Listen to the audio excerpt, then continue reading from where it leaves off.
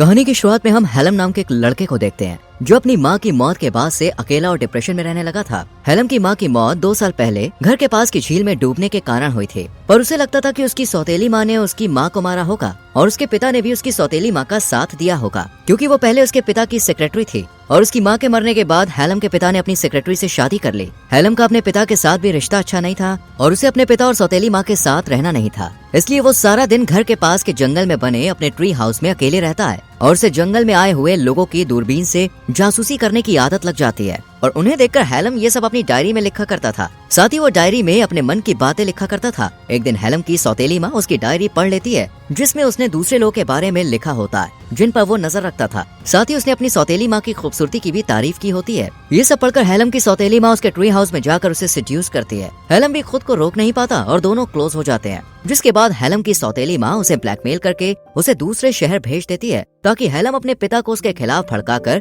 उनके बीच दूरी पैदा न कर पाए। इसके बाद हेलम अकेले एक अनजान शहर में आ जाता है, पर उसके पास ना तो कोई खाने का ठिकाना था और न ही उसके पास पैसा था। साथ ही हेलम के पास न ही रहने के लिए कोई जगह होती है, इसलिए उसे एक बिल्डिंग की छत पर खाली पेट रात गुजारनी पड़ती है। अगली सुबह हेलम को सड़क पर एक महिला दिखती है जिसका नाम केट होता है। केट हेलम की मरी हुई माँ से काफी मिलती जुलती है। उसका चेहरा देखकर हेलम को तो पहली नजर में लगता है कि ये तो उसकी माँ है। हेलम केट का पीछा करता है और उसे एक होटल में जाते हुए देखता है। उसके पीछे हेलम भी चला जाता है और उसे पता चलता है कि केट होटल में मैनेजर है। हेलम केट के पास आता है और उससे पूछता है क्या यहाँ पर कोई काम मिलेगा। इस पर केट उससे कुछ सवाल जवाब करने के बाद होटल के किचन में काम में रख लेती है। हेलम को भी काम की बहुत जरूरत थी, इसलिए वो ये काम करने लगता है और मन लगाकर सभी काम अच्छे से करता है और ये काम करते हुए उसे मजा भी आता है। इसके बाद हेलम छुट्टी होने के बाद केट का पीछा करने लगता है और उसका हर एक रूटीन देखने लगता है। वो कहाँ जाती है, क्या करती है और यहाँ तक कि उसका घर भी देख लेता है। हेलम ये सब इसलिए कर रहा होता है क्योंकि केट उसे अच्छी लगने लगी थी। एक दिन जब केट काम पर नहीं आती और बाहर गई होती है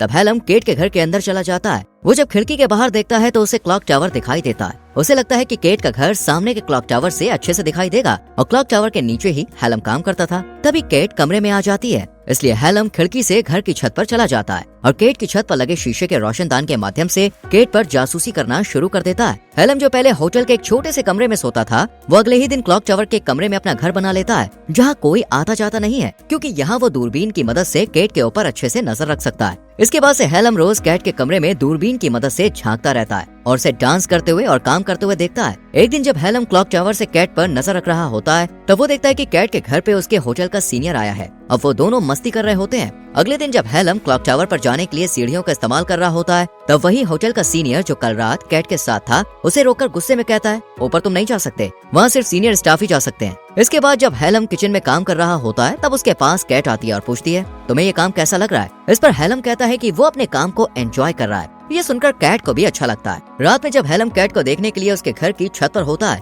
और रोशनदान से कैट को देख रहा होता है तब वो देखता है कि कैट वहाँ अपने सीनियर के साथ है। हेलम छुपकर उन्हें देखता है और उनकी बातचीत से उसे पता चलता है कि उसका सीनियर शादीशुदा है और उसके 2 बच्चे भी हैं, यानी कि उसका और कैट का अफेयर चल रहा है। ये जानकर हेलम को बहुत बुरा लगता है। इसके बाद हेलम क्लॉक टावर में आ जाता है जहाँ वो सबसे छुप कर रहता है। कैट और अपने सीनियर को देखकर उसे अपनी माँ की याद आ जाती है। उसे लगता है कि उसके पिता और सौतेली माँ का बहुत पहले से अफेयर चल रहा था। जब उसकी माँ को इसके बारे में पता चला तो वो सौतेली माँ से मिलने गई होगी और तभी सौतेली माँ ने उसकी माँ को मार दिया होगा ताकि वो उसके पिता के साथ अच्छे से रह सके। यहाँ पर हेलम को अब लगने लगा था कि उसकी सौतेली माँ और उसके पिता ने मिलकर उसकी माँ को मारा होगा, इसलिए हेलम पुलिस स्टेशन जाता है और अपनी सौतेली माँ पर उसकी माँ की हत्या का आरोप लगाकर केस दर्ज करता है और अफसर से कहता है कि उसके पिता भी उसका साथ नहीं दे रहे हैं। अगले दिन केट हेलम को ऑफिस में बुलाती है और उसे होटल में फ्रंट डेस्क का काम ऑफर करती है। इस पर हेलम मान जाता है और ये काम शुरू कर देता है। जल्द ही उसे ये काम अच्छा लगने लगता है और उसका एक दोस्त भी बन जाता है। एक दिन हेलम जब क्लॉक टावर से कैट को देख रहा होता है तब उसे ऐसा करते हुए उसका वही सीनियर देख लेता है और उसे समझ आ जाता है कि हेलम क्लॉक टावर से कैट के ऊपर नजर रखता है। उसका सीनियर गुस्से में हेलम को धमकाता है कि वो उसे पुलिस से पकड़वा देगा और नौकरी से निकाल देगा,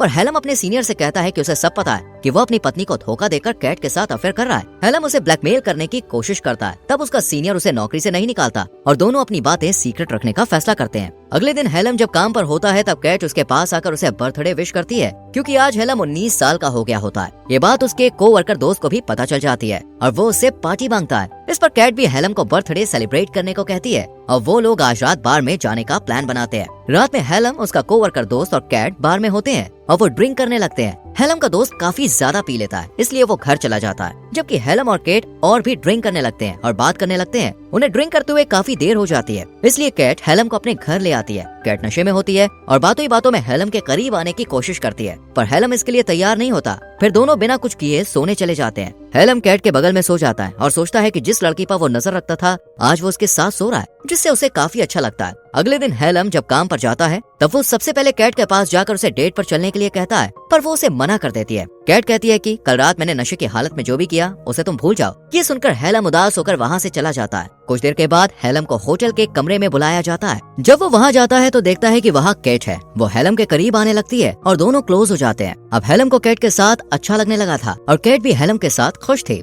एक दिन जब हेलम केट की छत पर चढ़कर उसे देखने जाता है तो वो देखता है कि उसका सीनियर केट से झगड़ा कर रहा होता है। वो गुस्से में चिल्लाते हुए केट पर हाथ उठाने की कोशिश करता है। यह देखकर हेलम को बहुत गुस्सा आता है। वो केट को बचाने के लिए रोशनदान के शीशों को हटाकर कमरे के अंदर कूदता है और अपने सीनियर को रोकने की कोशिश करता है, पर वो हेलम पर हाथ उठा देता है और केट को हेलम के बारे में बता देता है। वो कहता है ये रोज क्लॉक टावर पर तुम्हारे घर की छत पर चढ़कर तुम पर नजर रखता था। ये सुनकर पहले तो केट अपने सीनियर को वहाँ से जाने के लिए कहती है। उसके जाने के बाद वो हेलम से पूछती है, क्या तुम मुझ पर नजर रखते थे और ये सब कब से चल रहा था? इस पर हेलम कहता है, जब से मैंने तुम्हें देखा था तब से मैं तुम पर नजर रख रहा था, पर इसके पीछे एक वजह है। ये बात सुनकर केट गुस्सा हो जाती है और उसकी कोई बात नहीं सुनती। वो उसे वहाँ से चले जाने के लिए कहती है और साथ ही में उसे काम से निकाल देती है। अगले दिन केट जब काम से घर आ रही होती है तब वो होटल के बाहर हेलम को बैठा हुआ देखती है। उसे उस पर तरस आता है, इसलिए वो उसे अपने घर लेकर आती है। फिर केट जब हेलम से पूछती है, आखिर तुम मुझ पर नजर क्यों रख रहे थे? इस पर हेलम कहता है, मेरी माँ की 2 साल पहले मौत हो गई थी, जिससे मैं टूट गया था। मैं अपनी माँ से बहुत प्यार करता था, जिस वजह से मैं कभी भी इस हादसे से उभर नहीं पाया। हेलम कहता है, मेरी माँ के मरने के बाद मेरे पिता ने दूसरी शादी कर ली, पर मैं अपनी सौतेली माँ से नफरत करता हूँ और मैं घर में न रहकर पास के जंगल में बने ट्री हाउस में रहने लगा था,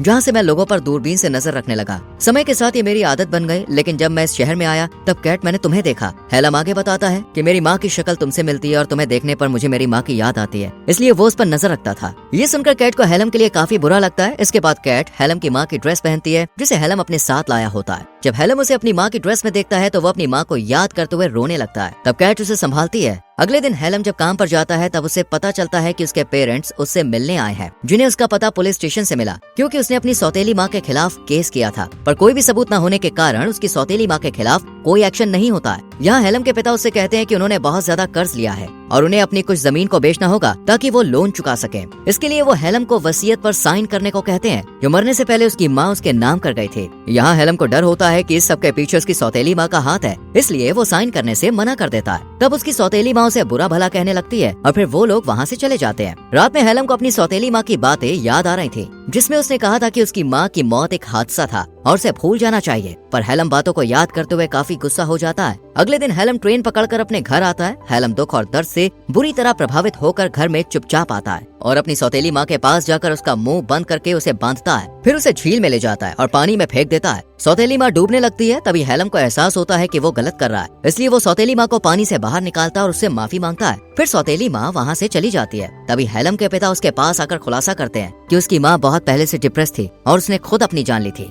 यहाँ हेलम को यह एहसास होता है कि वो गलत था। अपने पिता से अपने बर्ताव के लिए वो माफी मांगता है और फिर हेलम ट्रेन पकड़कर केट के पास आता है, पर वो उससे मिलने से मना कर देती है। वो कहती है कि उसका रिश्ता कभी भी किसी के साथ अच्छा नहीं रहा है, इसलिए अभी वो किसी के साथ रिश्ते में आना नहीं चाहती। केट हेलम को ये कहते हुए वापस भेज देती है कि वो अभी छोटा है, अगर तुम मेरे साथ आगे रिश्ता रखना चाहते हो तो तुम कुछ साल बाद आना। इसके बाद हेलम यहाँ से चला जाता है और सड़क पर चलते हुए चेहरे पर मुस्कान लिए मन ही मन सोचता है कि एक दिन वो केट से जरूर मिलेगा। और इसी के साथ मूवी खत्म होती है। दोस्तों, यहाँ तक वीडियो को देखने के लिए thank you very much. Video को लाइक और शेयर कीजिए और चैनल को सब्सक्राइब करके बेल आइकॉन प्रेस करें, जिससे आने वाली वीडियोस मिस ना हो। मिलते हैं अगली वीडियो में। Till then bye bye, take care.